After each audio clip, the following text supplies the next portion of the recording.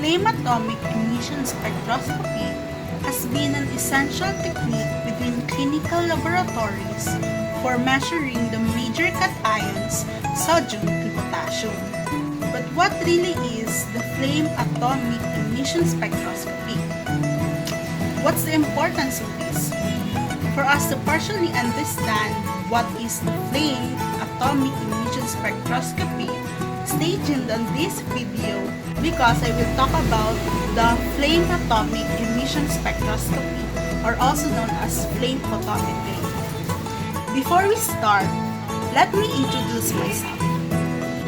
I am Marian M. Rojo, second year college at Central Bicol State University of Agriculture, Pili Campus, taking a course of Bachelor of Science in Biology.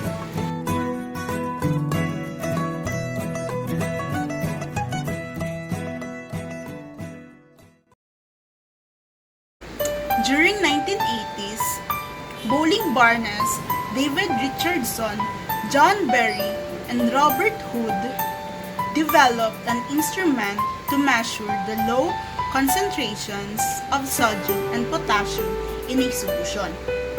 They named this instrument as the flame photometer. But later on, the International Union of Pure and Applied Chemistry, or IUPAC, Committee on Spectroscopy Nomenclature, has named this technique as flame atomic emission spectroscopy. Flame photometry is one of the branches of the atomic absorption spectroscopy. Currently, it has become a necessary tool in the field of analytical chemistry. Flame photometer can be used to determine the concentration of certain metal ions like sodium, potassium, lithium, calcium, and many more. In flame photometer spectra, the metal ions are used in the form of atoms. The absorption and emission of radiant energy by atoms provides strong analytical determination qualitatively and quantitatively. In flame emission spectroscopy, the concentration of the analyte present in sample is proportional to the intensity of the emitted radiation.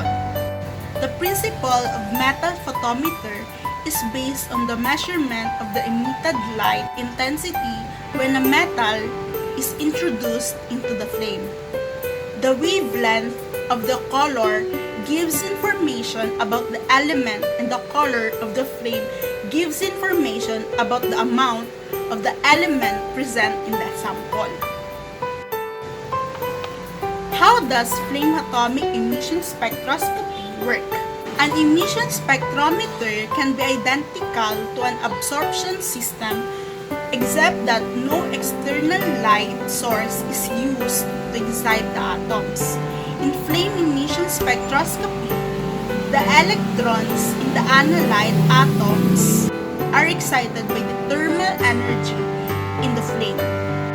Thus, the sample is the source of photon emissions through relaxation via resonance fluorescence.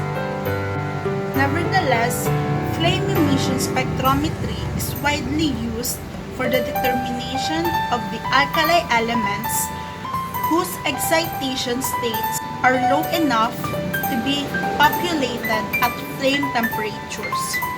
Higher energy sources produce higher temperatures and therefore more emission lines. What is the importance of flame atomic emission spectroscopy? Flame photometer is an analytical instrument used in clinical laboratories for determining of sodium, potassium, lithium, calcium ions in body fluids. The advantages are that it is cheap, simple, and relatively stable and can operate at lower temperatures. It is also quick, convenient, selective, and sensitive analysis. It is both a qualitative and quantitative in nature. Even very low concentrations of metals in the sample can be determined. flame photometry is good only for elements that are easily excited and do not require very high temperatures. The main disadvantages are greater instruments complexity and instrument cost.